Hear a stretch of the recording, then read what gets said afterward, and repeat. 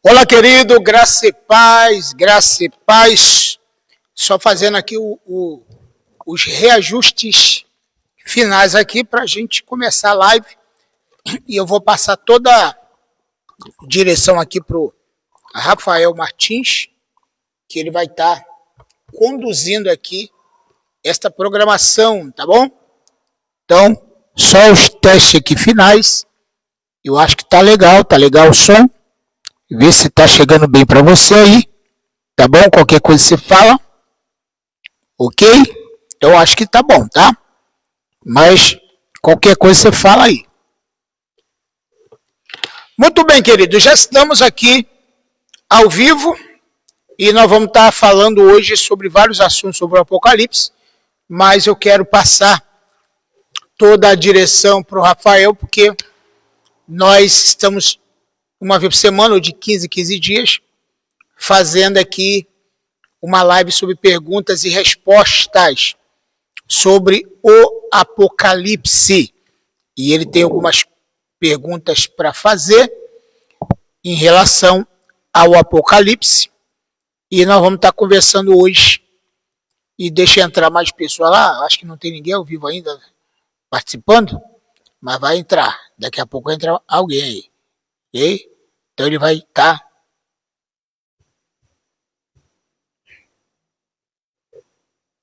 Daqui a pouco nós vamos estar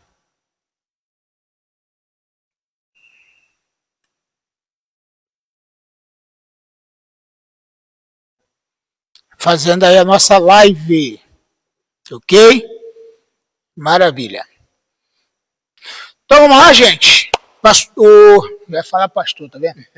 Profetizou. Profetizei, paz. Então, saiu então. Né? Saiu. É benção, né? Profetiza. Opa, o Fernando Souza já está ao vivo ali.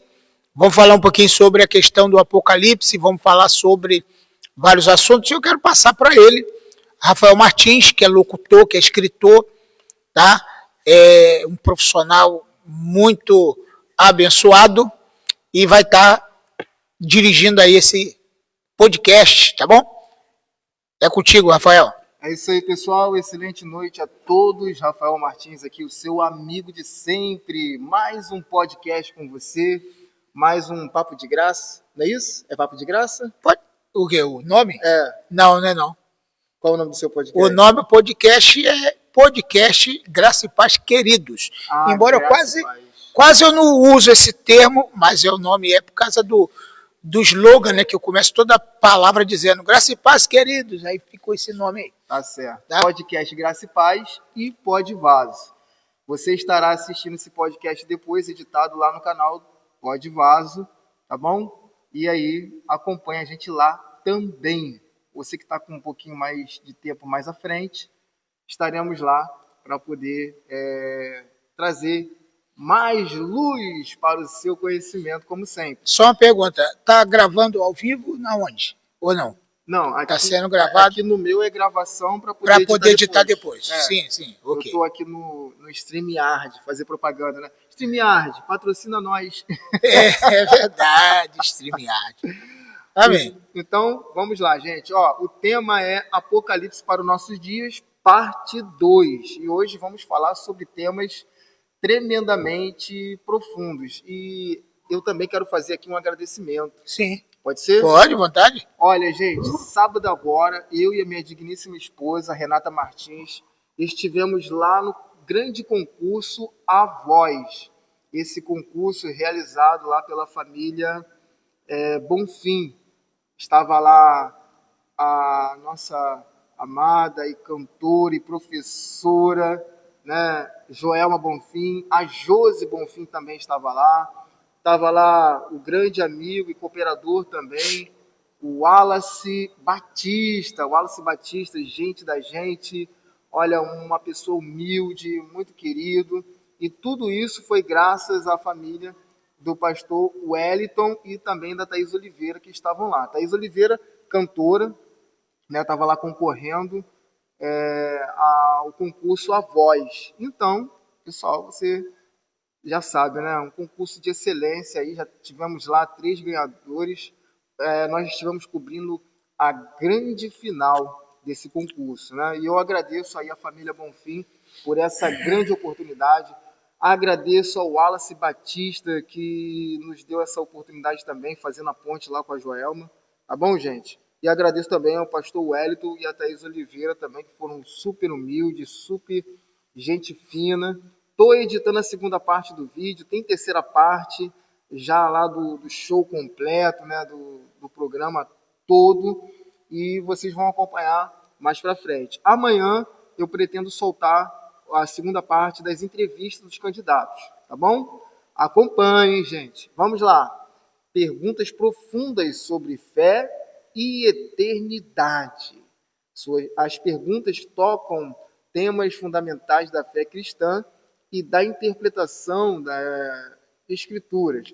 Vamos explorar cada uma delas nesta noite. Amém? Acompanhe com a gente. Então vamos lá, pastor.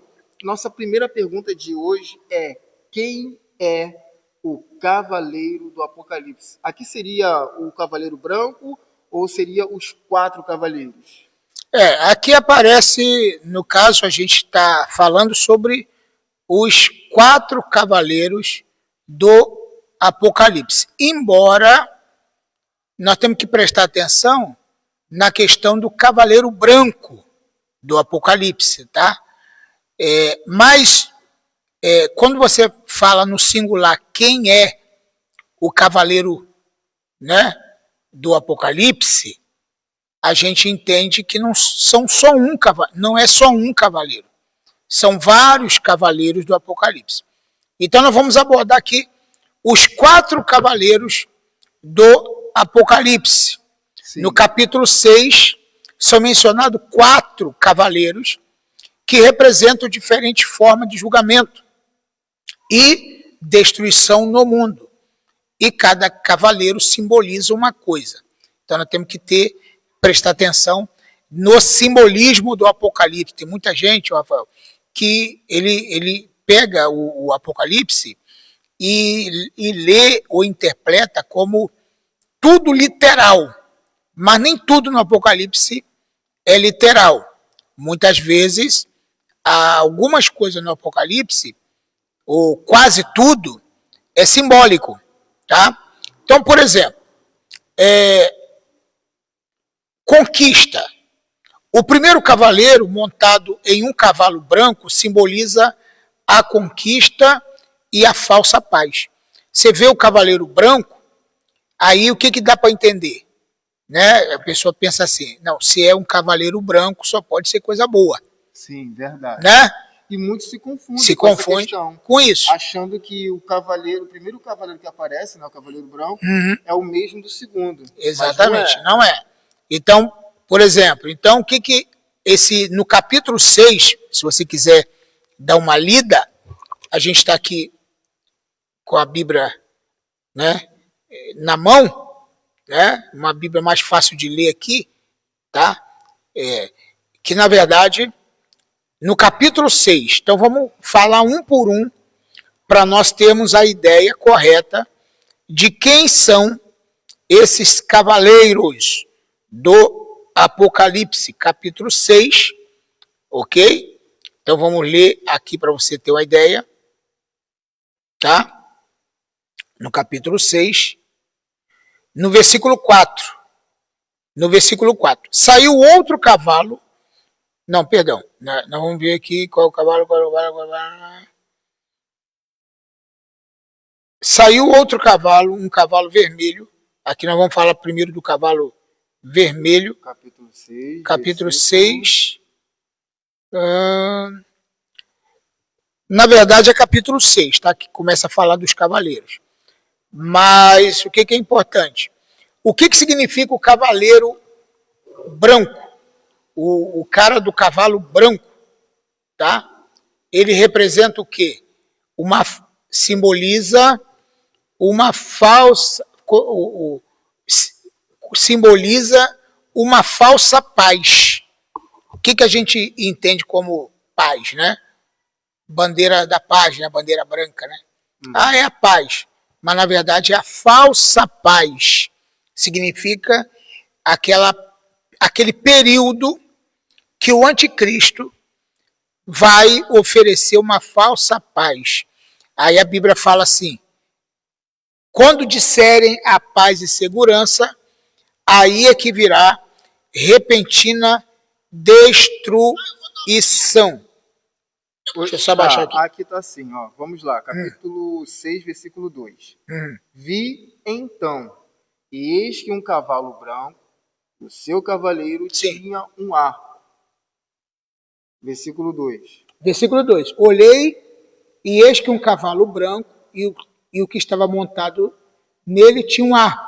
E foi-lhe dado uma coroa, saiu vencendo para vencer. Isso, é porque foi dado a ele a chance de vencer.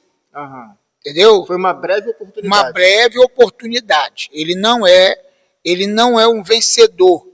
Ele só teve uma oportunidade de vencer por algum momento. Isso que nós temos que entender. Temos que atentar, porque senão a pessoa não lê o texto corretamente e acha que esse cavalo é, na verdade, Jesus, esse cavaleiro, né? Na verdade não é, tá? É o anticristo que terá uma breve oportunidade de vencer. Ele terá uma breve oportunidade de vencer, mas na verdade ele não é vencedor, ok? Isso está no versículo 2, sobre o cavalo e o cavaleiro do cavalo branco. Simboliza, vou repetir, uma falsa paz que as pessoas vão achar que ele vai dar. Ok? Estou só mexendo aqui para a gente poder saber quem está ao vivo aqui conosco e quem já está fazendo pergunta, né? Quem já está fazendo pergunta de participação. Tem aqui um comentário aqui. É o Ismael Oliveira, paz do senhor pastor Paulo César. Aqui é Ismael, estou acompanhando aqui. Amém. Fernando também está assistindo. Quem mais quem? O pastor Ramiro Neto também está assistindo. Muito bom ter vocês conosco aqui, meus queridos irmãos. Amém? Então, o Rafael está ali tentando ajeitar ali a gravação dele ali, mas deu alguma coisa errada, né, Rafael? Aqui a gravação, ela parou aqui, não sei se congelou realmente, não sei se estava gravando, mas deu um congelamento aqui. Então deu congelamento ali na gravação. Mas, de qualquer maneira, nós temos isso gravado ao vivo. Isso. Né? Qualquer coisa a gente faz uma edição lá e aproveita lá, né? Exatamente. Muito bem. Mas pode continuar. Pode continuar? Isso, aí voltou. Então, voltou lá, voltou. Então, essa parte foi talvez perdida para aí. Eu vou tentar resumir, tá? Resumir aqui para ver se a gente consegue transmitir para vocês aí. Então, mais uma vez, são 4 cavalos ou cavaleiros montados em cavalos de 4 cores. 4 cores. E como o Apocalipse é um livro simbólico, essas 4 cores, elas representam alguma coisa. Que a gente tem que ter esse entendimento. Cada cavaleiro tem o seu significado. Seu significado. O branco, vou mais uma vez, que está no capítulo 6, versículo 2, ele representa uma falsa paz, embora está montado no cavalo branco. E parece que ele também representa uma liderança, né? Uma liderança. Essa liderança, na verdade, nada mais, nada menos, é o anticristo. O anticristo. Tá? Que vai oferecer para o mundo uma falsa paz. Aí a Bíblia fala, né? Que quando disserem a paz e segurança, aí é que virá repentina destruição.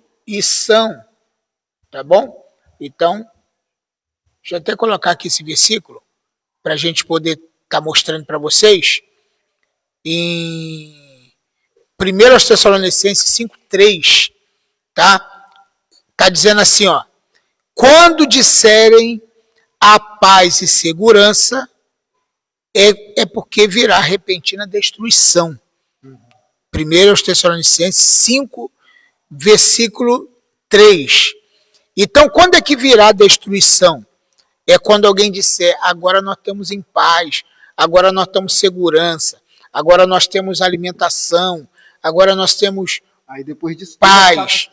Aí a chapa esquenta, começa tudo o jogo virar. Essa que é a grande realidade. Ok? Então, se você quiser continuar aí, pode ficar à vontade. Tá certo, então. Vamos lá. Então, vamos caminhando para a segunda pergunta aqui. Porque ainda tem ainda o outro cavaleiro, né, que é, na verdade, o vermelho, o preto e também o quarto cavaleiro, que é simboliza a morte. Um simboliza a morte, outro simboliza a escassez, outro simboliza o conflito. Então são 4. Isso. Conquista, né, o primeiro cavaleiro. É. Guerra, segundo cavaleiro, montado em um cavalo vermelho, simboliza a guerra e o conflito. E a fome, né? A guerra, bem dizer, a gente já está vivendo, né, pastor? Só que essa guerra, ela não é uma guerra generalizada. Uma guerra bélica, né? E não é também uma guerra que envolve o mundo todo.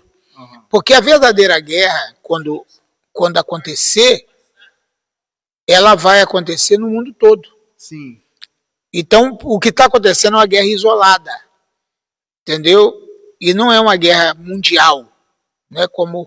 Então, Jesus advertiu: quando vocês ouvirem rumores de guerra, acautelai-vos, porque ainda não é o fim. Entendeu? Então, é importante a pessoa analisar que o fato de ter guerra, que a gente vê por aí, não significa necessariamente que é o fim de tudo. Não é o fim. Nós estamos só no início. A gente pode chamar isso de princípio de dores, que é o aviso, né, do que vai acontecer. Eu te mandei aí o link, se você quiser. Não, tem que ir lá no Facebook. Não, tem que ir lá no... clica no link, vai. Aí, tem um link aí. Aí, clica aí. Não, é só clicar nele. Não, tem que clicar no link. Clica. Uhum. Vai abrir o Facebook. Agora tu vai, quando chegar lá, já tá ao vivo, aí você copia e manda pro teu pessoal, para mais pessoas tá vendo aqui. Tá assistindo o irmão Alex Alves, tá? Isso, agora clicou em compartilhar, isso, vai no link. E agora tu manda aí para sua turma aí, tá bem?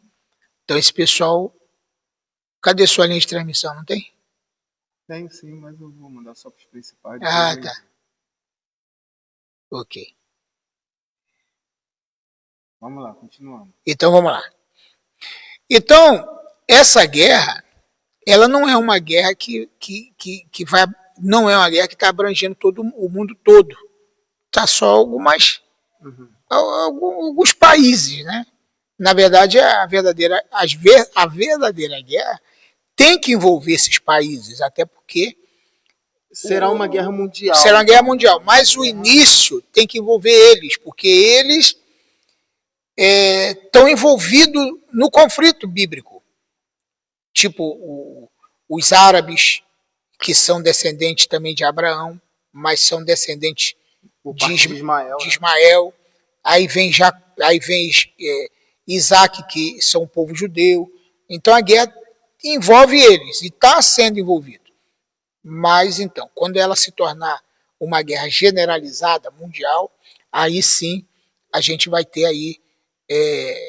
aí será realmente o anticristo comandando a guerra, porque ele vai comandar a guerra.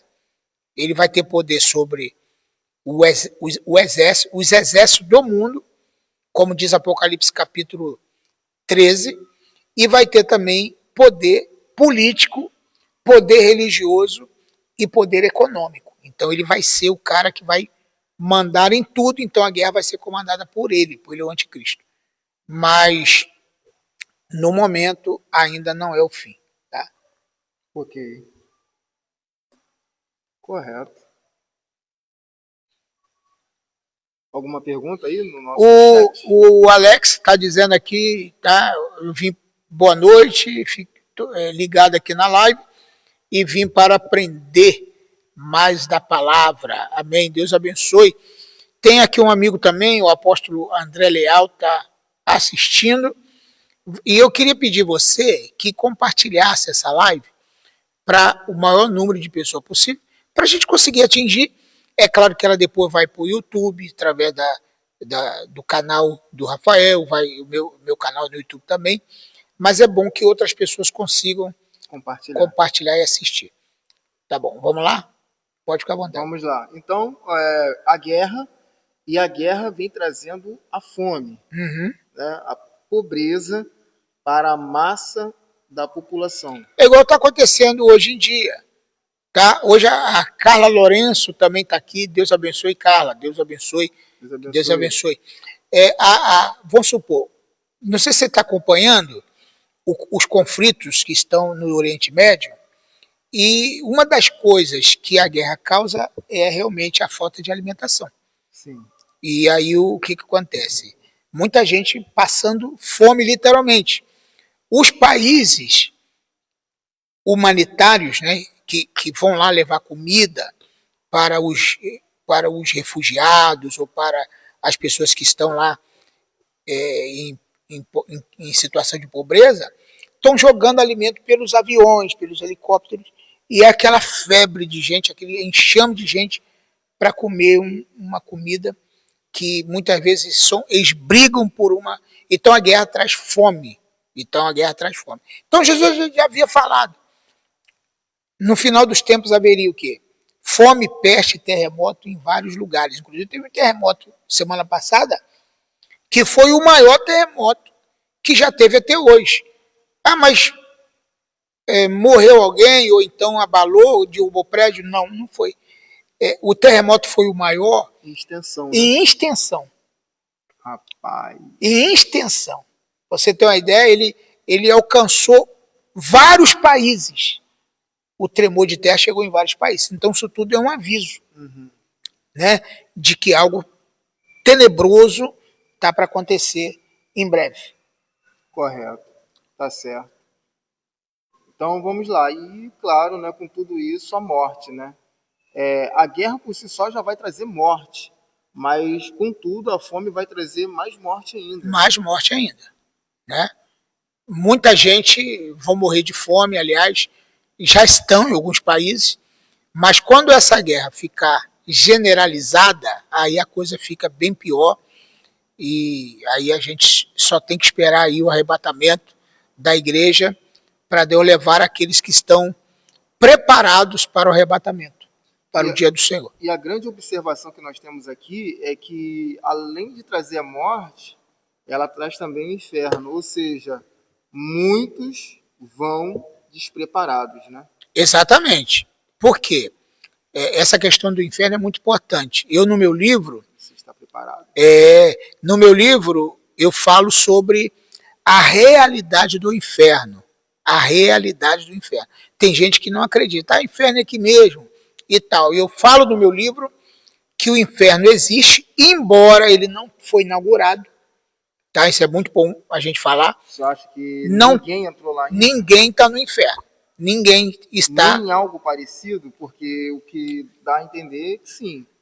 Até mesmo, assim, desculpa, eu sei que você falou pode falar. No podcast anterior que não acredita que aquela parábola do rico e do Lázaro seja literal. Bom, eu penso, eu acredito que seja. E eu sei que Cristo Jesus, ele é atemporal. Com certeza. E ele domina todas as dimensões. Então, em algum momento, aquilo dali aconteceu e ele vem falando de algo que é fato.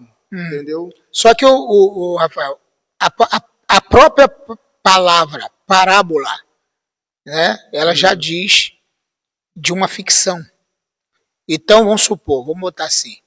A palavra, Parábola se trata de ficção. De realmente uma história que pode ter existido ou não. É uma maneira, é um método de ensino que Jesus usava muito. Jesus falava assim, Jesus ensinava por parábolas.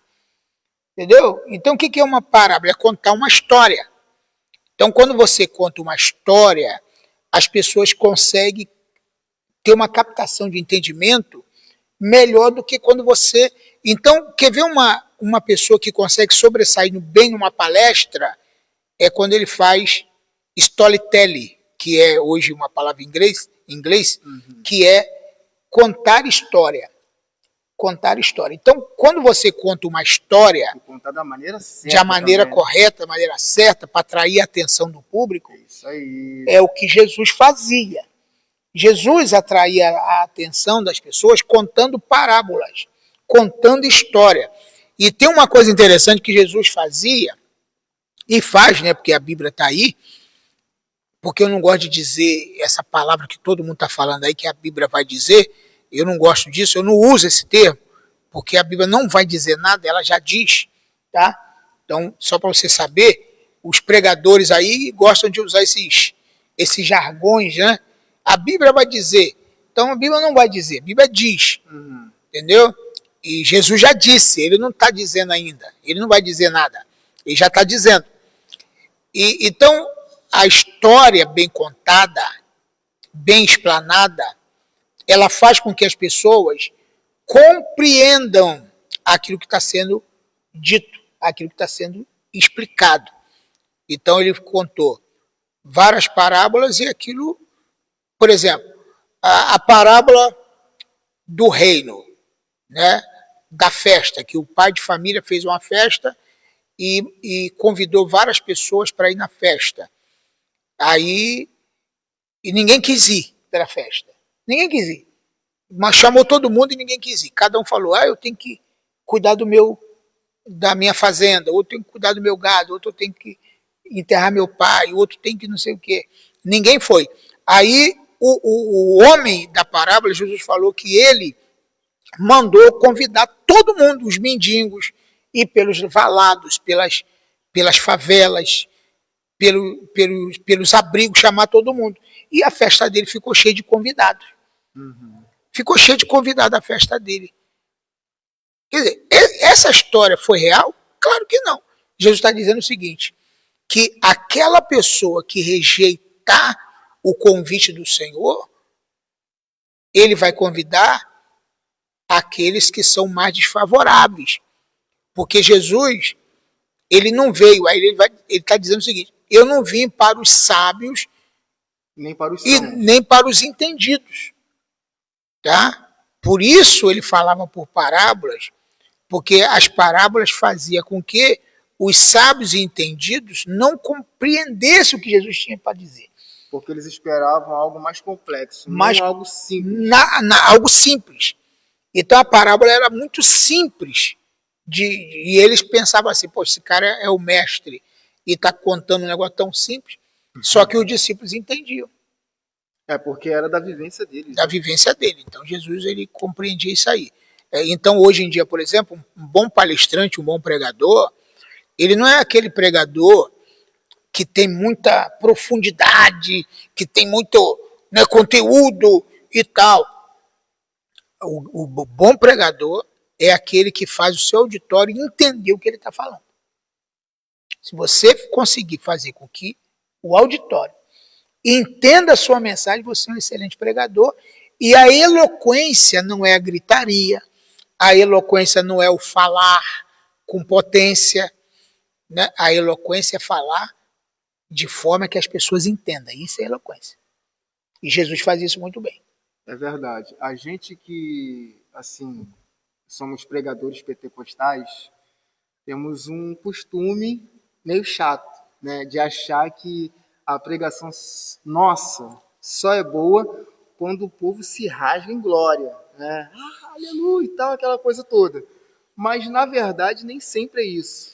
Né? Muitas das vezes, quando você está pregando ali, ensinando algo e mostrando a realidade do evangelho, é quando o povo está assim, ó. Exatamente. Às vezes não sai um glória ali, mas teve efeito. Teve efeito. Agora, eu fico incomodado quando estou pregando, a pessoa tá bem, aí sai, levanta e vai, volta, e fica. Aí eu sei que eu fico pensando, pô, minha pregação está sendo horrível. Mas aí o pregador tem que perceber o seguinte: ou ele está falhando em alguma coisa, porque na verdade, não, às vezes, exatamente, às vezes a culpa não é nem do auditório, a culpa é na performance do pregador. Sim. De como que ele está transmitindo aquela mensagem. Porque a mensagem, a gente vai voltar aqui para o tema, só para ilustrar a questão da parábola, ela tem que ter princípio, meio e fim. E ela tem que ter os primeiros 5 minutos da introdução, algo que prende a atenção das pessoas. Se você não conseguir prender a atenção das pessoas nos primeiros 5 minutos, contando uma boa história, as pessoas vão achar aquilo muito chato. Então tem gente que começa a pregar, prega e não disse nada até agora. Ele já está pregando há 20 minutos, mas ela não falou nada ainda de interessante.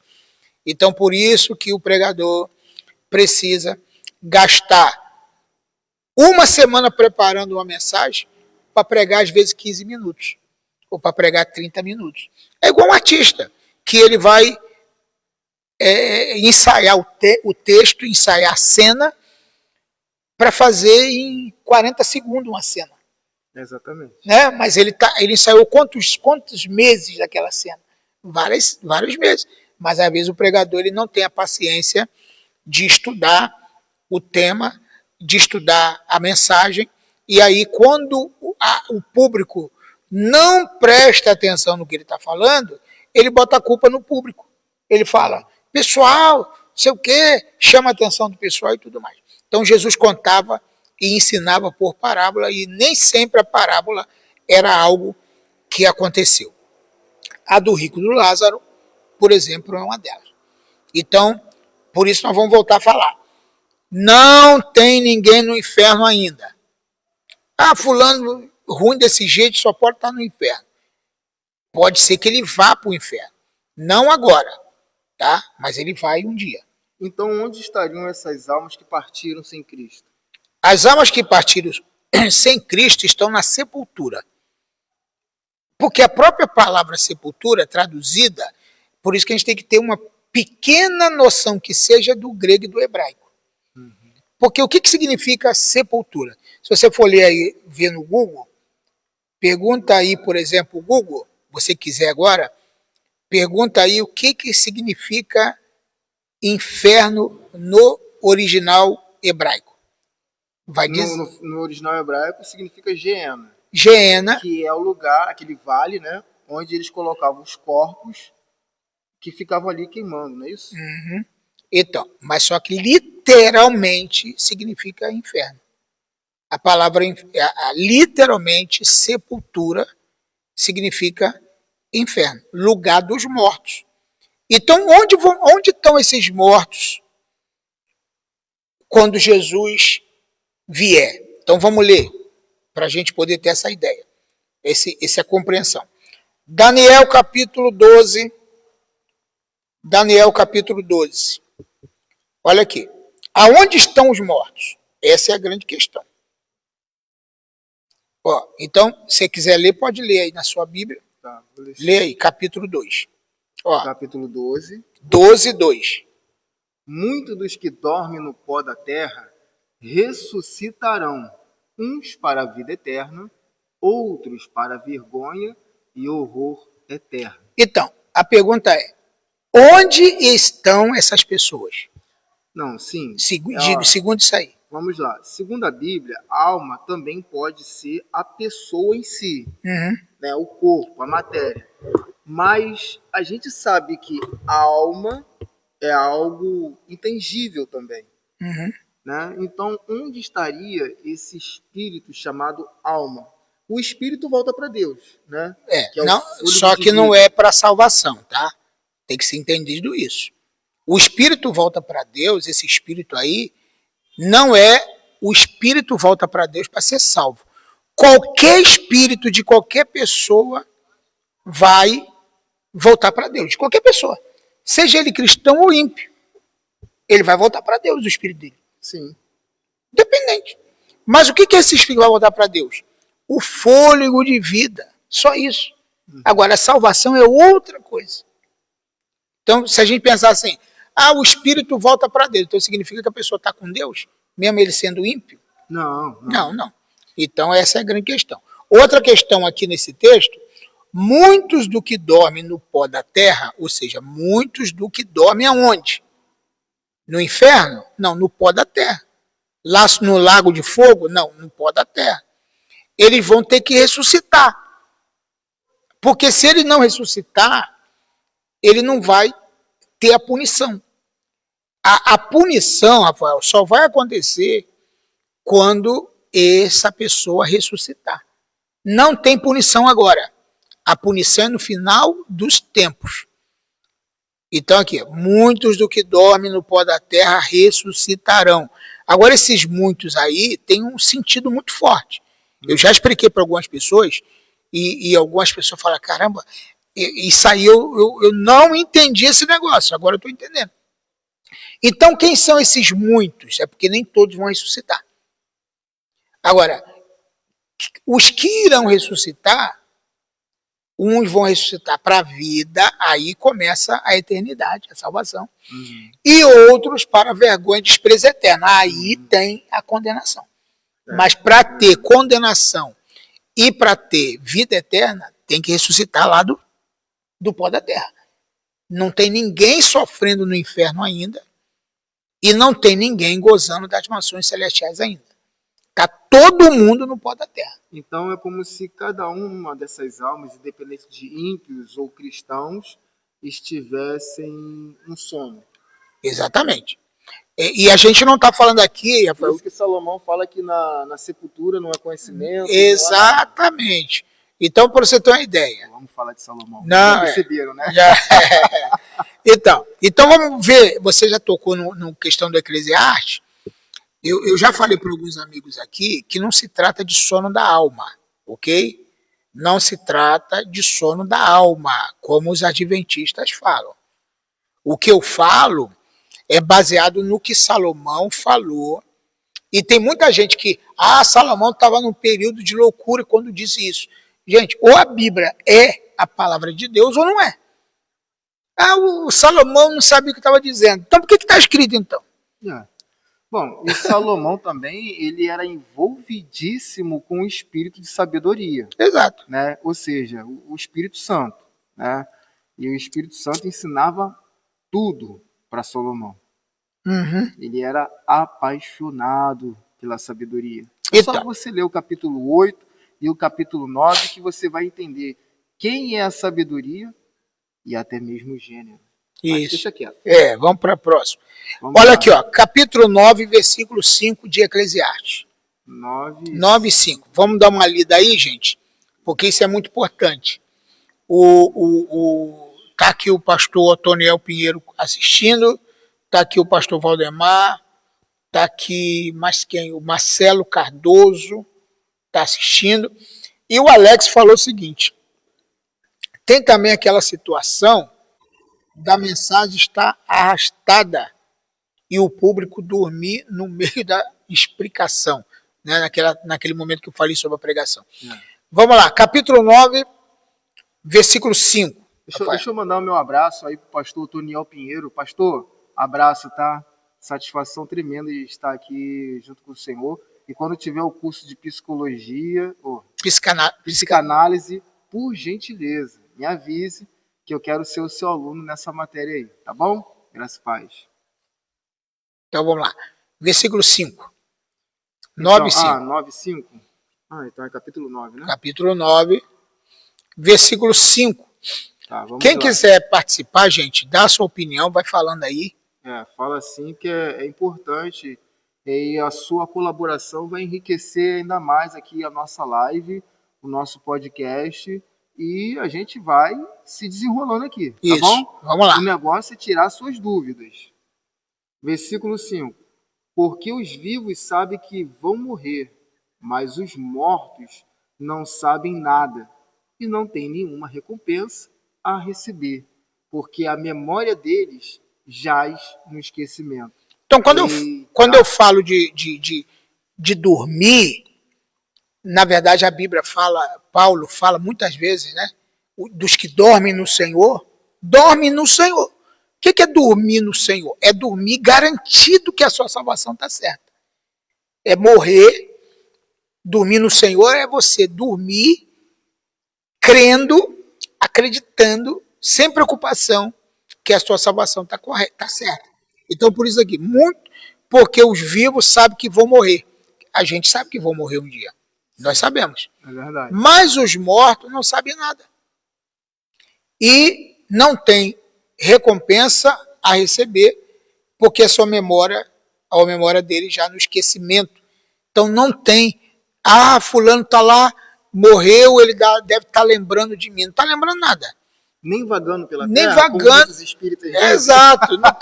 Não entrou no corpo de ninguém. Não possuiu ninguém. Não possui ninguém. Essa é a verdade. Não viveu, não reencarnou em outra criança, em outra pessoa. Não morreu mendigo e nasceu um príncipe. Não morreu um príncipe e nasceu mendigo. Nada disso. Sim. E também no céu também não tem ninguém agora, como também não tem ninguém no inferno, porque eles estão todos aguardando a ressurreição dos mortos. Porque o julgamento, Rafael, vai ser só nesse período.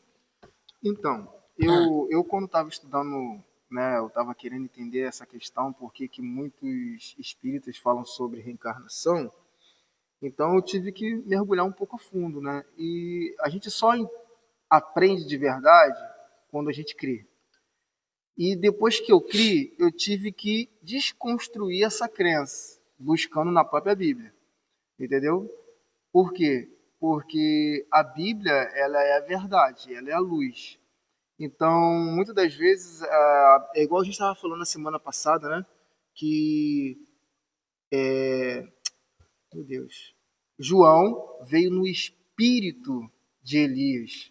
Então, os nossos irmãos espíritas, eles vão dizer que João Batista é a reencarnação de Elias. E não é. E não é. Nesse caso, no espírito de Elias, é na personalidade, na intrepidez, Exatamente. na firmeza de palavra, na eloquência, entendeu? Em tudo isso.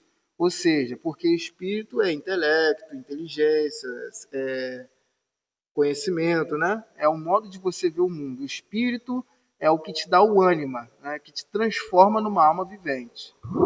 Por exemplo, algumas igrejas até que elas funcionam mais do que as outras, é aquela igreja que o bispo ou o apóstolo daquela igreja consegue fazer com que os pastores e os auxiliares tenham a mesmo até o timbre, o mesmo tom de voz. Ah, sim. Ele está no mesmo espírito do outro. Essa precursora das igrejas neopentecostais. Exatamente. Então ele tem o mesmo espírito do líder. Se ficar diferente, não, está falando diferente, você não serve para ficar aqui. Entendeu? Porque aí não cria tanto aquela questão assim, eu gosto mais daquele pastor assim. Não, exatamente. Então eles têm a mesma dinâmica. Para poder não haver essa predileção, né? Exatamente. Por determinado pastor. Então quando a gente fala que agora, lê o que, por exemplo, o 6. Vamos lá. Amor, ódio e inveja. Para eles já não existem mais. Eles estão afastados para sempre de tudo o que se faz debaixo do sol. Ok, então vamos lá. Por isso que nós temos que analisar o texto bem analisado. Então, eles não têm amor lá, não tem nada, não tem inveja, sentimento nenhum, acabou. Não existem mais. Não existe. Porque se eles estivessem vivos, porque às vezes as pessoas falam, fulano está vivo lá no inferno. Ou então está vivo lá no céu. Cadê? Então tem que ter amor ainda. Tem que ter inveja, tem que ter sentimento. Vocês estão vivos, tem que ter sentimento, mas está dizendo que eles não têm mais sentimento. Eles não têm amor. O sentimento deles vão voltar quando eles ressuscitarem. Entendeu essa? Então agora não tem. Agora vai ter ressurreição? Vai. Aí vão voltar todos esses sentimentos que eles tinham antes.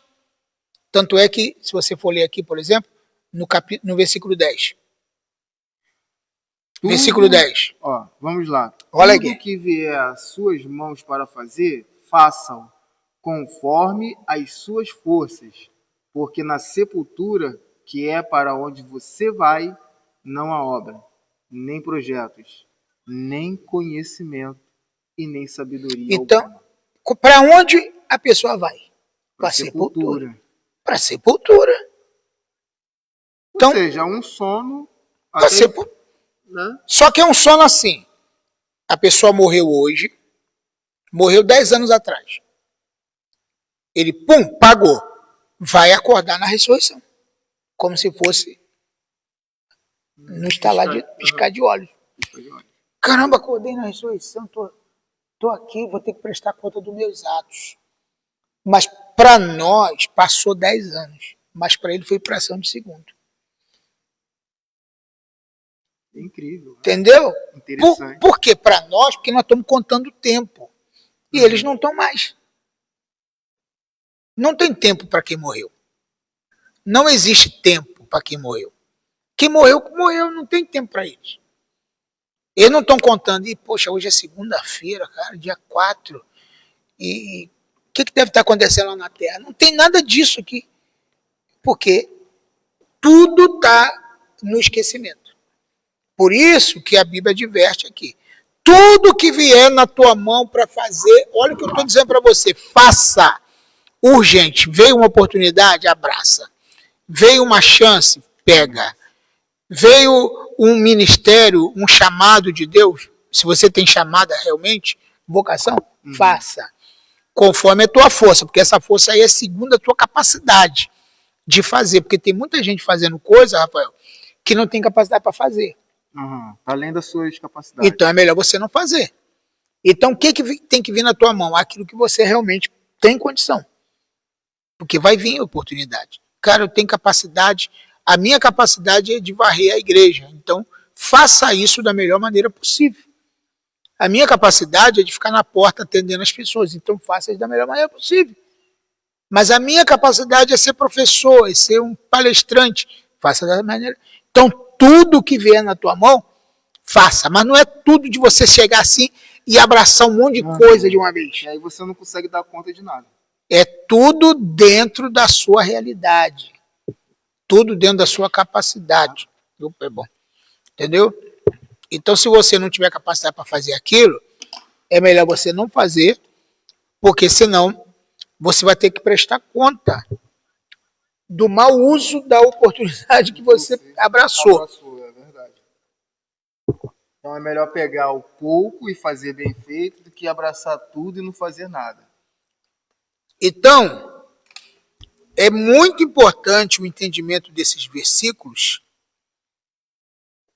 para você ter esse entendimento sobre a questão da... Tem um texto em Salmo que diz assim, ó,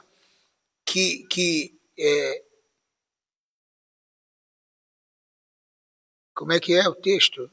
Salmo, se eu não me engano é 119, que fala sobre... Deixa eu ver se é Salmo 119. Porque diz que na sepultura ninguém louvará o Senhor. Depois você puder achar aí esse versículo. Na sepultura ninguém louvará ao Senhor. Tá? Aonde? É Salmo. É só eu colocar aqui. Eu lembro desse versículo, eu sempre lembro. Salmos de número... Ninguém louvará o Senhor. Acho que já achei aqui. 6, 5... Salmo... Vamos lá. Pois na morte não há recordação de ti. No sepulcro, quem te dará louvor? Isso, esse versículo. É porque essa é a sua versão um pouquinho diferente. É Salmo o quê? Salmo 6, versículo 5. Isso. Esse é um dos versículos, mas tem outro também. Então, o que significa isso? Que quem está na morte não tem como louvar a Deus. Correto. Está escrito. Aí a pessoa pega um versículo, isso é coisa do Antigo Testamento, não vale. Não vale por quê? Ou não é Bíblia? Tudo é conhecimento, né? Tudo é conhecimento. Então você pega a Bíblia e só usa o que você quer da Bíblia? Não está usando tudo? É um cardápio. Não é um cardápio. Isso aqui eu não gosto não, porque isso aqui isso aqui não faz bem, isso aqui é outra coisa. Não tem como, é Bíblia, a palavra de Deus está dizendo. Entendeu? Tá. Se você quiser caminhar lá nas outras perguntas, fica à vontade. Tá bom, vamos lá. Para a próxima pergunta agora é sobre se nós vamos se reconhecer lá no céu. Né? Essa pergunta é boa. Será que eu vou chegar lá, de repente, ver um parente meu que faleceu, um primo meu que foi antes de mim? Eu vou reconhecer ele? Vai reconhecer, sim. Esse reconhecimento? Vai estar. Isso é um fato? É um fato. Mas a gente não vai estar com... Nós não estaremos lá com o corpo glorificado? Sim. Com o corpo glorificado, mas só não vai ter sentimento. E não vai ter grau de parentesco.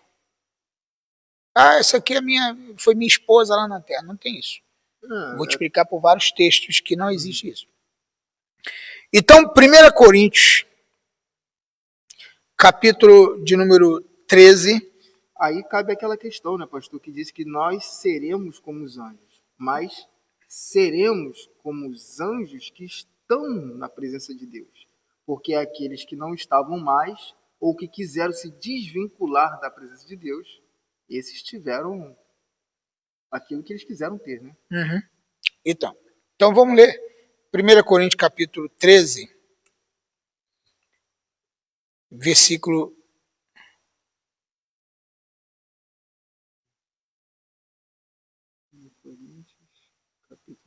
versículo 12.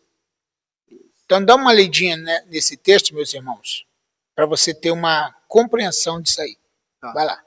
Porque agora vemos como num espelho. Agora, nesse exato momento. Exatamente. De forma obscura. Depois veremos face a face. Agora meu conhecimento é incompleto. Depois conhecerei como também sou conhecido. Então, vamos ver. O que você entendeu disso aí? Eu faço essa pergunta para os irmãos também que estão assistindo aí. Vamos lá. Você já vai aproveitando, vai digitando aí a sua pergunta, a sua resposta. E também não esqueça, gente, deixe o like, compartilhe esta live, compartilhe esse podcast, nos ajude a propagar ainda mais a palavra de Deus para que possamos edificar cada vez mais vidas, ok? Vamos lá? Tá digitando aí a sua resposta? Estou aguardando, hein? Queremos ler aqui ao vivo junto com vocês. Bom, eu entendo que nós... estamos limitados nesse momento. Limitados, exatamente. Porque agora nos vamos como no espelho. E Paulo fala de um espelho que é um pedaço de bronze polido, bem polido, para que ele possa ver o reflexo dele. Até porque naquele tempo o espelho não era tão nítido como hoje. Exatamente. Não tinha um espelho que você via a sua face ou o seu corpo nitidamente. Naquele tempo o espelho era somente uma silhueta que você via mais ou menos. Não tinha essa qualidade de hoje. Imagina. É como se você se visse no mar, né? Com aquelas marolas, né? Exatamente. Então por isso ele falou, como em espelho, de forma obscura. Está aqui, ó. E sem definição. Sem definição exata. Então é a nossa condição hoje. Exatamente. A gente não sabe muito bem o que está lá nos esperando. A gente não sabe o que está nos esperando. Não pode afirmar, é assim, assim, assim. Agora, quando... E aí? Mas agora é assim. Mas quando ele vier, o que vai acontecer? Tá no versículo. Depois veremos face a face. Ou seja, veremos exatamente o que é. O que é. E seremos conhecidos, conheceremos como também somos conhecidos. Exatamente. Ou seja, todas as nossas dúvidas... vai ser tirada. E nós não precisamos perguntar nada a eles, a ninguém. Eu vou vai ser automático. Vai ser automático. Eu vou perguntar a Moisés, vou perguntar a Adão, vou perguntar não sei quem. Não precisa perguntar nada. A tua inteligência e a tua, né, memória vai ser mais, não sei quantas milhões de vezes mais do que essa aqui. Vai ser um conhecimento universal, né? Universal e nítido, né? Você vai chegar para Adão, você vai chegar para Moisés e falar assim, ó. Agora eu tô entendendo. Tipo assim, tu vai fazer só isso e ele vai... Foi isso mesmo. Entendeu? Você não vai nem precisar mover a boca. Esse negócio de mexer boca, de usar as pregas vocais, é para nós meros mortais. Exatamente. De uma comunicação falada. Com certeza. Lá é transmissão de pensamento, assim, ó. Exatamente. Então, perguntas que não tem resposta para nós hoje, vai ter. Nós vamos ter a resposta. Porque nosso conhecimento vai vir de forma aguçada. E também não vai ter sentimento. Ah, fulano, queria que fulano estivesse aqui, não está. Ah, meu pai. Não vai ter, porque será enxugado toda lágrima. Não tem choro lá. Entendeu? Não tem choro, não tem planto, não tem nada disso. Bom, sanada aí a dúvida de vocês. Alguém mandou uma pergunta aí no chat? Ainda não. Ainda não? Então tá bom. Vamos lá. Próxima pergunta. Como será a eternidade? Como é que vai ser? Vai ter trabalho? Não vai ter trabalho? Eu vou ficar lá, ó, de braços cruzados, deitado numa rede, sombra e água de coco à vontade. Nem rede, nem água de coco, nem sombra, não vai ter nada disso. Quando a gente fala de eternidade e de corpo glorificado, não é... A pessoa imagina, né, em cima das nuvens, imagina num paraíso, num lugar assim, nada disso. Agora, a eternidade será de trabalho, de atividade. Não vai ser uma eternidade monótona, não vai ser uma eternidade sem graça, vai ser uma eternidade cheia de vida. Como diz Apocalipse 21, de 1 a 4. Né? A gente pode ler aqui, Apocalipse 21, de 1 a 4. Diz assim: E vi um novo céu, uma nova terra, porque já se foram o primeiro céu e a primeira terra, e o mar não existe. E vi a santa cidade, a nova Jerusalém, que descia do céu da parte de Deus, adereçada como uma noiva ataviada para o seu noivo. E vi uma grande voz vinda do trono que dizia: Eis o tabernáculo de Deus está com os homens, pois com eles habitará, e eles serão o seu povo, e Deus mesmo estará com eles. Versículo 4. Ele enxugará de seus olhos toda lágrima, e não haverá mais morte, nem haverá mais pranto, nem lamento, nem dor, porque já as primeiras coisas são passadas. Então não vai ter tristeza, não vai ter nada disso lá no céu. Vai ter tudo uma plenitude e a alegria, não tem choro, não tem nada disso. Entendeu? É assim que funciona. A eternidade vai ser assim. Isso a gente fala do que a gente conhece segundo a Bíblia, né? Porque vai ser muito mais do que a gente imagina. Vai ser realmente maravilhoso. O meu amigo pastor Agrimaldino Lima, lá de Búzios, está aqui, ó. Boa noite, a paz do Senhor. Deus abençoe, meu pastor. A paz, meu querido. Deus abençoe. Amém. Um abraço. Bom ter você por aqui.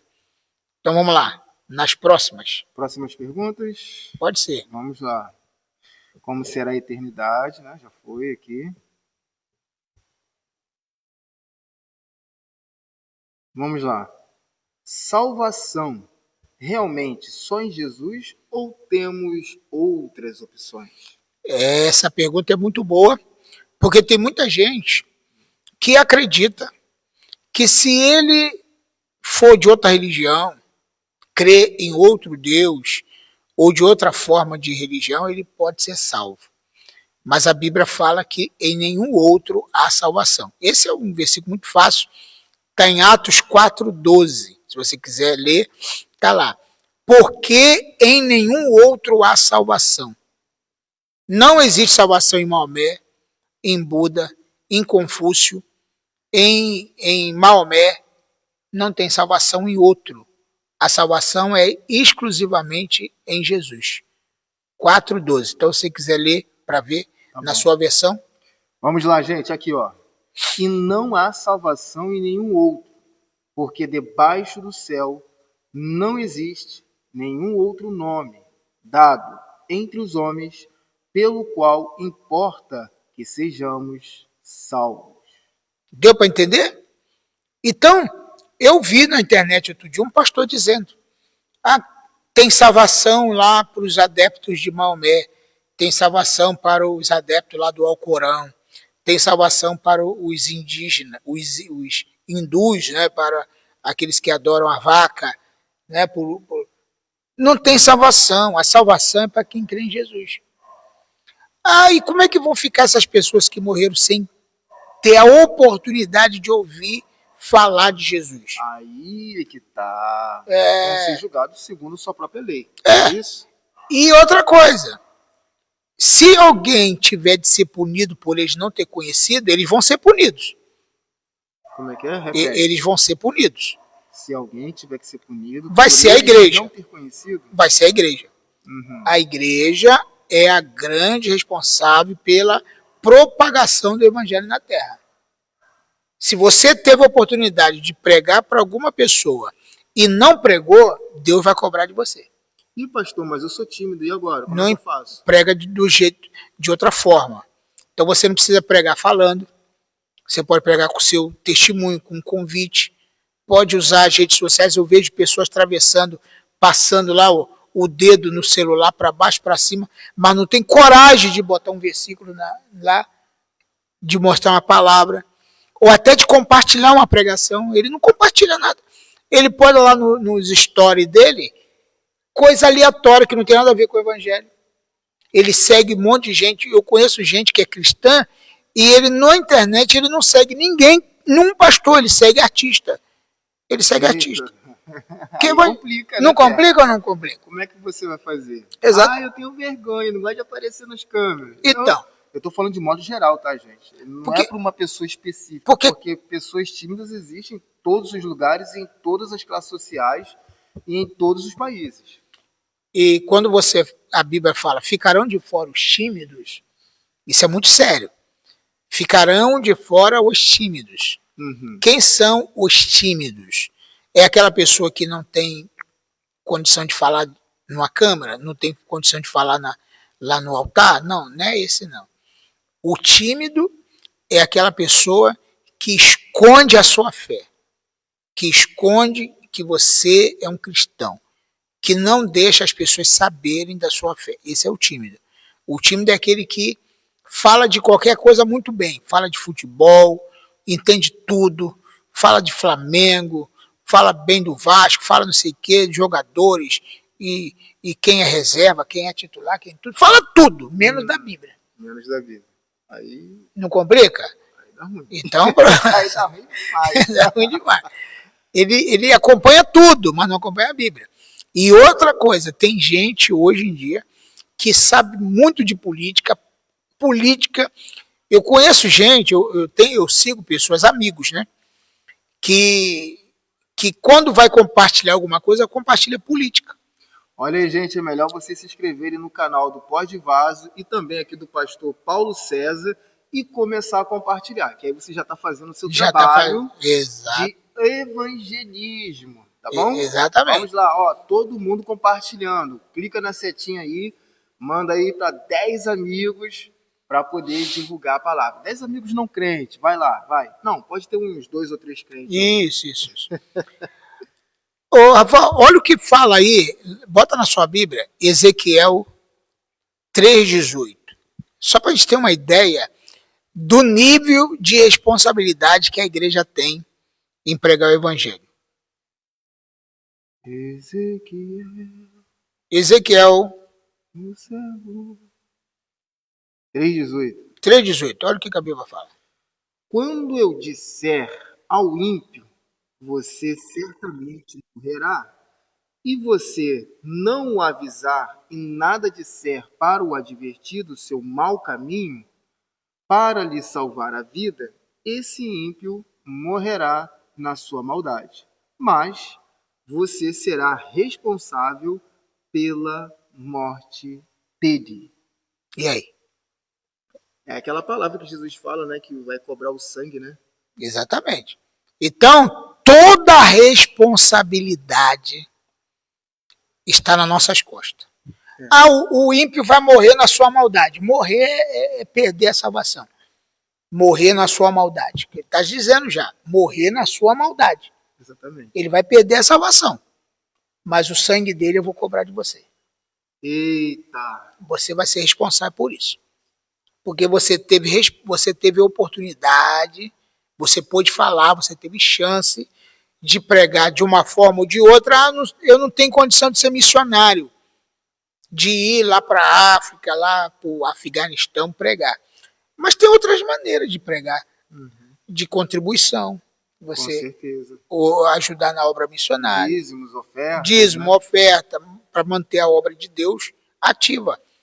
Então, muitas vezes você simplesmente ignorar, falar assim, não tem compromisso com isso, cada um que se vire para lá. Aí Jesus vai cobrar de você naquele grande dia. Está aqui escrito. É isso aí. Tá certo? Para lhe salvar a vida. Esse ímpio morrerá na sua maldade, mas você será responsável pela morte dele. Triste ouvir isso, né? É, verdade. Mas é um alerta para as pessoas que estão sendo omissas. Isso. Porque a omissão é um pecado também. É. Entendeu? Você teve chance, oportunidade e ficou quietinho, não falou nada. Ok? Vamos para a próxima? Vamos lá. Próxima questão aqui do nosso podcast de hoje. Hoje no Pod Vaso, hoje também no canal do pastor Paulo César, aqui no Facebook. Gente, não se esqueça, eu sou Rafael Martins, o seu amigo de sempre, autor do livro Ana, o Segredo da Graça e da Conquista Revelado. Vou deixar nesse cantinho aqui, ó. O pastor deixou um cantinho aqui. Eu vou aproveitar ele. Aproveita o cantinho. Para colocar o livro, o QR Code e também aqui, ó, na descrição do vídeo, tá bom? E o pastor, tem algum link, alguma coisa assim? Sim, sim, sim. Eu tenho, se você quiser... O link do WhatsApp? Se você quiser do livro para divulgar. Para o senhor vender? Sim, sim. Meu WhatsApp pessoal aí que está aqui me assistindo, eu acho que quase todos têm, né? Que eu mando mensagem para todo mundo. É 21 982 385748. Anota aí. E o meu Instagram é @pastor Paulo César Oliveira. Só botar @pastor Paulo César Oliveira, você vai me achar lá no Instagram. E no YouTube também, para acompanhar minhas mensagens, pastor Paulo César Oliveira _YouTube, né? Você vai colocar lá. Vamos lá, gente. Ó, pastor, eu não sou cristão, não sou budista, não sou de Alá, eu não sou de matriz africana, nem kardecista. Mas eu faço boas obras, pastor. Eu vou para o céu, com certeza. Essa é a grande questão de uma grande maioria. Acreditar que se ele praticar boas obras, ele vai ser salvo. Isso. Mas as obras não salvam ninguém. E, por exemplo, o cristão, ele faz boas obras por quê? Para ser salvo? Não, porque ele é salvo. Existe uma grande diferença. Eu vou fazer para ser do que fazer porque é. Porque é. Então nós temos que fazer boas obras porque somos. E não para ser. Entendeu essa? Então, eu vou fazer boas obras para ser salvo, para merecer uma coroa lá no céu. Para ser, não. Para ser, não. Você está fazendo porque você é. Isso aí. Então é um dever do salvo praticar boas obras. É um dever. Se você é salvo, você tem o dever de praticar boas obras. Ô pastor, mas a minha oferta, o meu dízimo, compra um pedacinho do terreno lá no céu. Não compra nada. Não compra. Indulgência, pastor. Não. Eu vou te mostrar aqui no texto que a Bíblia fala em Efésios capítulo 2, 8 e 9. Vamos ler esse texto aqui Está aqui conosco o pastor César Malaquias. César Malaquias é um discípulo nosso, tá? Jesus, ele está falando, é o único caminho. É verdade, César. É o único caminho. Agora vamos ver sobre a questão das obras. O que a Bíblia diz sobre as obras? Efésios capítulo 2, 8 e 9. Olha que coisa interessante. Minha Bíblia deu uma travadinha aqui. Deu travada? 2, agora foi. 8 e 9? Isso. Gente, tablet antigo é um terror, né? Igual o meu também. Porque pela graça vocês são salvos, mediante a fé. E isto não vem de vocês, é dom de Deus. Agora o 9 para completar. Não de obras, para que ninguém se glorie. Amém? Então, tá claro aí. Corretíssimo. Né? Então não vem nas obras para quem... eu mereço mais porque eu fiz mais obra do que fulano. Eu mereço mais porque eu trabalhei o tempo todo na igreja. Eu ajudei o próximo, eu dei alimento para as pessoas. Nada disso. Entendeu? Você precisa entender que você é salvo, você pratica boas obras, deve praticar boas obras, porque você é salvo e não para ser salvo. Mas vamos lá. Agora uma pergunta difícil que não está no nosso roteiro. Do que depende a graça? Então. Nessa questão aqui, de salvação. Então, a palavra graça, ela significa um favor não merecido. Sim, um dom, né? Um presente. Um presente. Então ela não é dada para quem merece. Ela é dada por um favor. E um favor para quem reconhece Jesus como o único suficiente Salvador. O único e suficiente. Essa palavra único e suficiente é que não depende de outro. Ele é suficiente Salvador. Eu sou cristão, gosto de Jesus, mas também gosto de Maria, gosto de não sei quem. Uhum. Então Jesus não precisa de nenhum. Ele é o único e suficiente Salvador. Então a graça, ela só é dada para quem reconhece Jesus como Salvador. Tanto é que em João 3, 16 até o 18 explica isso muito bem. Se a gente puder ler João 3, para você ter uma ideia do que quem a graça alcança. Olha aí, gente. Então, João 3, do 16. Aí, por isso que eu oriento o pessoal a estudarem a Bíblia e lerem o texto. Porque eu amo ler a Bíblia, porque a Bíblia parece que ela entra na minha cabeça mais fácil que qualquer coisa. Eu estava falando com uma pessoa que eu tenho dificuldade de... manda um telefone de contato de alguém. E eu estava sem telefone, falei, rapaz, não tem como lembrar. Está tudo gravado no meu celular, os contatos que eu tenho. Sim. Eu não lembro de telefone de ninguém, nem da minha esposa, nem dos meus filhos, não lembro de ninguém. Agora, se me perguntar um texto, aí eu gosto, aí eu lembro. Eu consigo associar aquela passagem e vem na minha mente por vários fatores. Fala de quê, qual é o assunto e tal. Então eu consigo. Então, olha aqui, João 3, 16, porque tem gente que fala assim, eu conheço João 3, 16. Conhece? Então vamos ver o que diz de verdade. De verdade, vamos lá. Porque Deus amou o mundo de tal maneira que deu o seu Filho unigênito para que todo aquele que nele crer não pereça, mas tenha a vida eterna. Então vamos lá. O único Filho, ele deu para todo aquele que nele crê. Porque quem não crê não tem a graça. É todo que nele crê. Então a graça não está disponível para todo mundo. Uhum. Ela só está disponível para quem crê. Sim. Tudo bem, a graça está liberada para quem crê. Se não crê, alcance de todos. Mas não é para todo mundo. Porque nem todo mundo quer. Porque nem todo mundo quer. Porque se Jesus fosse assim, a graça é para todo mundo, mesmo que você não quiser, você está salvo. Não. Ou você querendo ou não, você está salvo. Não é assim. A pessoa tem que querer. Tanto é que no versículo 17 está escrito, vai lá. Porque Deus enviou o seu Filho ao mundo, não para que condenasse o mundo, mas para que o mundo fosse salvo por ele. Então qual é a proposta? No Jesus não veio condenar ninguém. O mundo próprio se condena. Isso está no versículo 18 agora. Quem nele crê não é condenado. Quem nele crê. Mas o que não crê já está condenado, porque não crê no nome do unigênito Filho de Deus. Então, não crê no nome do unigênito Filho de Deus. Então, automaticamente, já está condenado.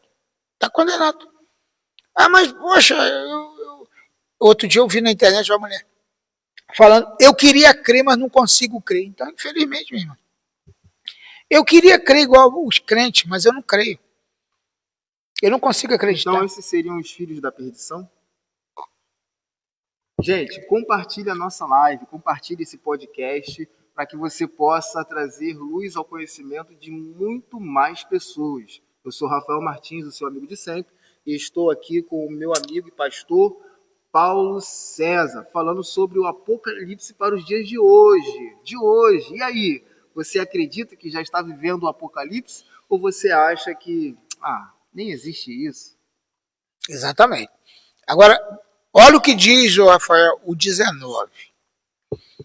A condenação é esta: a luz veio ao mundo, mas os homens amaram mais as trevas do que a luz, porque as suas obras eram más. Eles queriam esconder, né? Exatamente. Então, quem amou mais as trevas, a condenação é esta. Quem ama as trevas já está condenado. Então, fulano é bonzinho, é uma pessoa legal, é muito educado. É claro que o cristão, por ser cristão, né, pastor César Malaquias, ele já tem que ser uma pessoa educada, obviamente. Entendeu? Tem gente que ele é cristão, mas continua sendo estúpido, arrogante, soberbo. E o cristão, por si próprio, por ele ser cristão, ele tem que mudar o temperamento, ou principalmente controlar, né? A gente que estuda um pouquinho da psicologia, da psicanálise, ninguém muda a personalidade e nem o temperamento. Não tem como mudar o seu temperamento. Quando você é sanguíneo, você é sanguíneo. Quando você é fleumático, você é fleumático. E isso sempre vai aparecer, por mais que você tenha um domínio próprio? Então, aí que tem que entrar o domínio próprio. Para isso não ser evidente na sua vida. Mas que você vai ser fleumático, você vai ser colérico, você vai ser sanguíneo, e tudo você sempre vai ser. Só que por isso tem que ter o domínio próprio. Mas para quem é sanguíneo, viver implodindo também não é um problema, não é uma preocupação de saúde? É por isso que ele tem que ter o domínio próprio. Né? Ele não é... Porque o temperamento não se muda. O que muda é o caráter, entendeu? A persona, né, que é a personalidade. Você é uma persona, você tem uma personalidade. Sim. Mas só porque você é sanguíneo, você vai sair explodindo tudo que você... Não, você vai ter que controlar. Eu tenho que ser mais educado, mais dócil, mais gentil, porque eu tenho o Espírito Santo. Deus está na minha vida. Entendeu? Tem que ser exemplo. Né? Tem que ser exemplo. Tá? Então, por isso que não adianta a pessoa ser boa, ele não vai ter salvação por isso. Não adianta ser um cara legal que não vai ter a salvação por isso. E não adianta... agora, se ele for cristão e ter um temperamento forte, a gente até admite. Eu conheço gente que tem um temperamento forte. Né? Ele é decidido, ele é... Né? Eu, por exemplo, eu sou assim um pouco decidido. Quando eu quero uma coisa, eu vou até o final. Eu tenho essa característica. Aí o que eu tenho que fazer? Controlar isso. Né? Porque às vezes eu sou impulsivo demais quando eu devia ser um pouquinho mais reservado. Então tem isso também. Entendeu? Então, Ah, esse é meu jeito de ser, eu sempre vou ser assim. Não, eu sou assim. Mas quando eu estou errado, eu tenho que admitir que eu estou errado e ter uma freada nesse negócio aí. Entendeu? Não posso, só porque eu sou assim, que eu vou passar por cima de todo mundo. Então eu tenho que ter meu controle aí de. Né? Tá certo. Viu? Bom, vamos lá, gente. Ó, próxima pergunta. A Bíblia é a palavra de Deus ou ela contém a palavra de Deus? Então, o outro dia eu estava ouvindo um assunto. Já, se você for olhar na internet, você vai ver os defensores das pessoas que creem que a Bíblia contém a palavra de Deus. Você vai ver os defensores dessa heresia. Tá? Porque a Bíblia não contém a palavra de Deus. A Bíblia é a palavra de Deus. Entendeu? Ela não contém. Ela é. Então, por exemplo, é só a pessoa conseguir analisar o que, por exemplo, a Bíblia, o livro lá de Mateus, por exemplo, foi escrito 50 anos depois de Jesus. Marcos, Lucas, João. Jesus não foi fazendo milagre ou ensinando e se foram atrás escrevendo. Passou 50 anos para ser escrito. É interessante isso. Agora,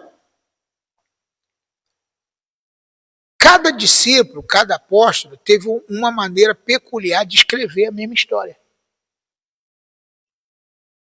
De falar, de contar a mesma história.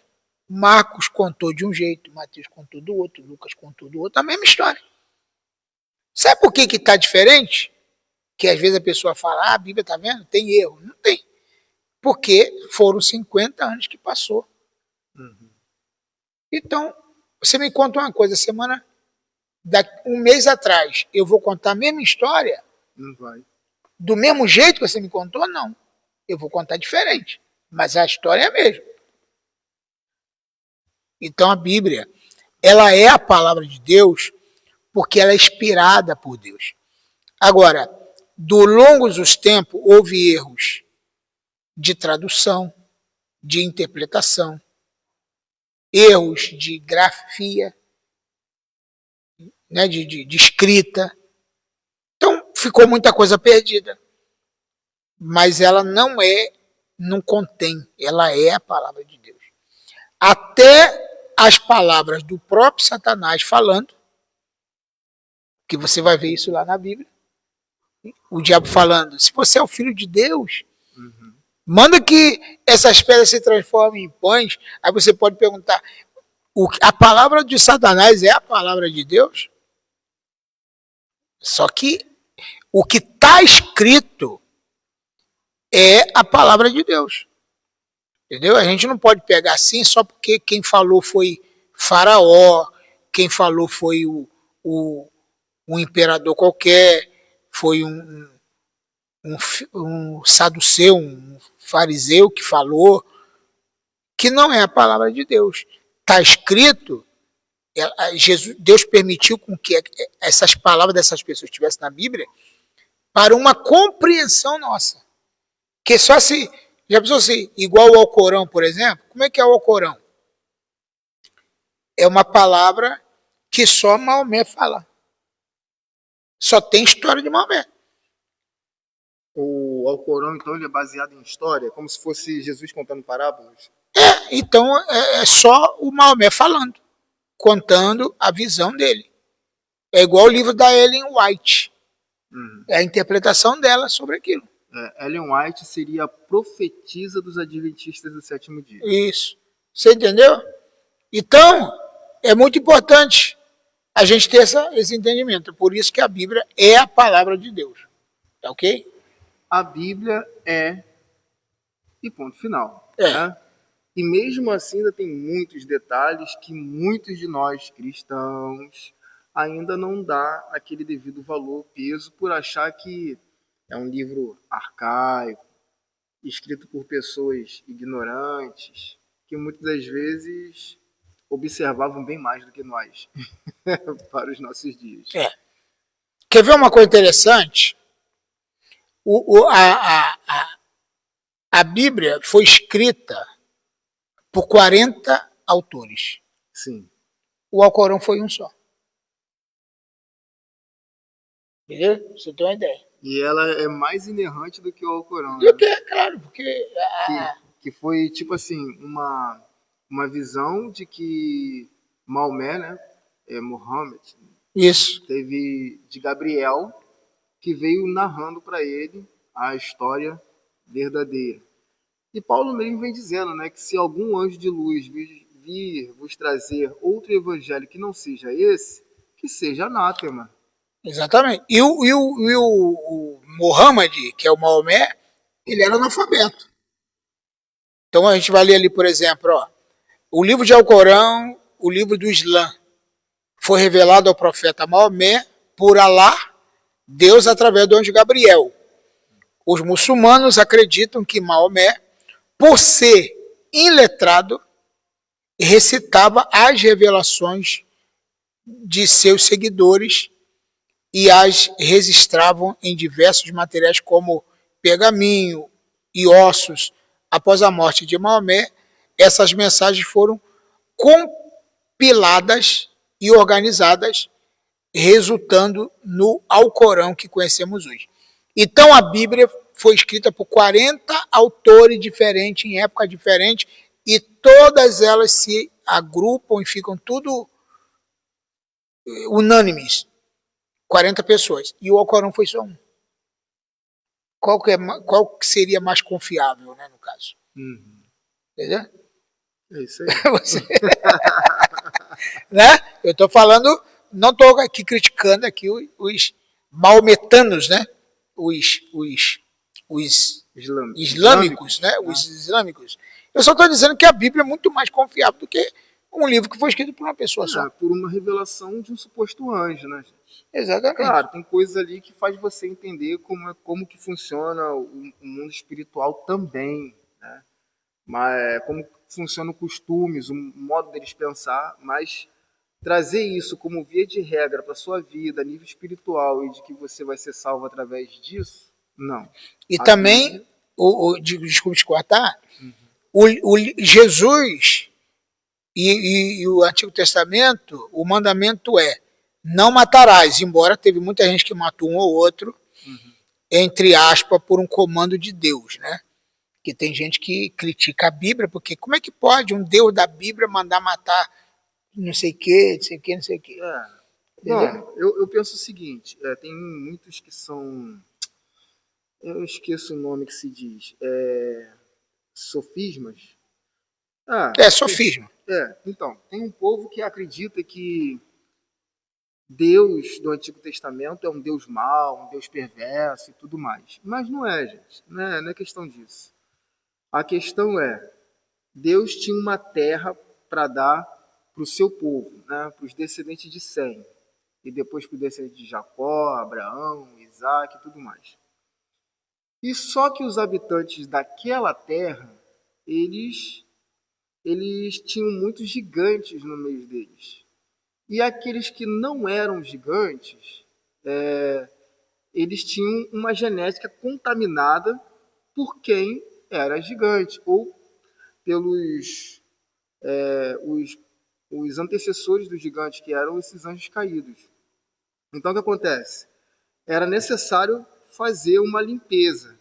Acabou que essa limpeza era para ter acontecido totalmente com Davi, mas não aconteceu, não terminou ali. Muitos sobreviveram. E mesmo ali em Canaã, eles permitiram que algumas pessoas elas ficassem como tributários ao povo de Israel, porque eles queriam ganhar de alguma forma. Olha, você pode ver que essa questão genética é tão forte, que Caim, né, ele tem um descendente lá, acho que é Tubal-Caim, não lembro exatamente o nome. Ele manda construir cidades. E Deus não era adepto da construção de cidades. Por que ele queria construir cidades? Qual era o intuito disso, se Deus mandou se multiplicar e se espalhar pela face da terra? Será que havia a possibilidade deles terem um tubo de ensaio e guardar a genética deles? Não. Então eles teriam que crescer entre si, se multiplicar, contaminar o máximo de genética possível para que eles fossem mais fortes, mais poderosos. A tecnologia deles de armamento de aço, né, de ferro, pudesse se proliferar ali. Quando eles fossem se espalhar, aí sim eles seriam predominantes sobre a Terra. Você pode ver que a Bíblia ela vem sempre falando de genealogia. A genealogia mais pura que tem na Bíblia é de Jesus Cristo. E mesmo assim, Abraão, ele teve... Esaú, né? Nasceu Esaú e Jacó. Né? Isaac teve Esaú e teve Jacó. Como é que foi o nascimento de Esaú? Quem era Esaú? Como era Esaú? Ele era todo vestido, olha só, ele era todo vestido com pelo vermelho. Tanto que o nome dele significa vermelho. Quando o seu irmão vai se disfarçar de Esaú, o que ele faz? Ele pega pelos de animais. Eu acho que nem para imitar Tony Ramos seria necessário pegar pelos de animais para poder se disfarçar de Tony Ramos. Vocês entendem o que eu quero dizer agora? Então é isso. Muito bem. Só que uma coisa que você falou aí foi interessante, quando falou dos nefilins, Sim. dos homens gigantes, uma grande parte das pessoas acreditam que esses gigantes são descendentes de anjos. Mas não são. Eles são descendentes de Sem, tá? Aliás, de Caim. De Caim. Né? São descendentes de Caim e não de... Por exemplo, os filhos dos homens, quem são? O descendente de Caim.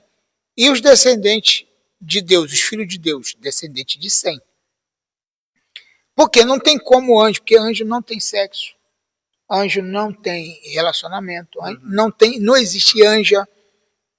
Porque a minha interpretação que a maioria das pessoas fazem é que os anjos desejaram as mulheres e se tornaram homens. E aí nasceram os gigantes. Que se fosse assim, aconteceria até hoje. Bom, eu não vou discutir com você. Claro. A gente está aqui contando com exatamente. Né? Muitos aqui, com certeza, têm esse mesmo pensamento que ele. Com certeza. E outros tantos também têm o mesmo pensamento que eu. Uhum. Aí eu vou contar para vocês aqui, brevemente, uma história grega.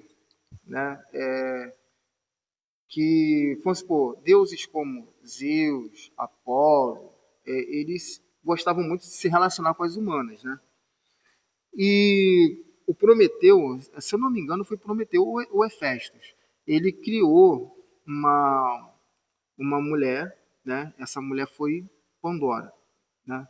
E ela abriu o que hoje chamamos a caixa de Pandora, mas não era uma caixa, era um jarro. E nesse jarro tinha todas as desventuras, né? E quando esse jarro foi aberto por ela, quando Zeus a presenteou com isso, e ela abriu, saiu essas desventuras pelo mundo, só sobrou a esperança. Ou seja, esse jarro de Pandora, né, ele nada mais, nada menos seria do que o ventre feminino humano, né, ou seja, as filhas de Caim, aí nesse caso seriam as filhas dos homens, que se relacionaram com os filhos de Deus, os anjos. Por quê? Porque anjo na Bíblia ele come, ele bebe, acontece um monte de coisa com os anjos na Bíblia, entendeu? E quando eles querem, eles atravessam portas também. Então, por isso, eu creio nessa questão. Nessa teoria. Tudo bem, não tem problema nenhum. Não é uma discussão. Não é... Ele está mostrando o ponto de vista dele, eu estou mostrando o meu. Você abraça o que você quiser. Isso. Mas eu tenho lá, se você quiser entrar no meu canal no YouTube, eu tenho um estudo completo sobre anjos. Inclusive, eu estava escrevendo um livro, só que ele se perdeu no computador, pagou o computador que eu perdi. Ih, vai ter que fazer tudo de novo. Vou ter que fazer tudo de novo. Sobre quem são os anjos e como que... Tá, uma história completa sobre anjos, uma pesquisa muito profunda. Mas isso não é o caso agora, a gente não está falando disso aqui. Mas outro dia a gente pode até entrar num assunto parecido com esse. Ok? Então, está explicado aí que, na verdade, a graça, ela está liberada para qualquer pessoa, mas nem todas as pessoas vão usufruir da graça. Então, esse é o ponto que a gente queria finalizar nesse ponto aqui. Exatamente. Amém? Tem mais alguma coisa?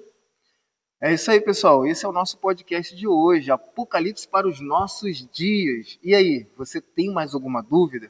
Você quer a terceira parte desse programa, desse podcast? Deixa aqui o seu comentário, curta, comente, compartilha. Vamos enganjar essa live e, é claro, entra lá no canal Podvaso, se inscreva, acompanhe também a nossa... isso mesmo, o nosso... Como é que eu posso dizer, gente? Fugiu a palavra agora, pastor.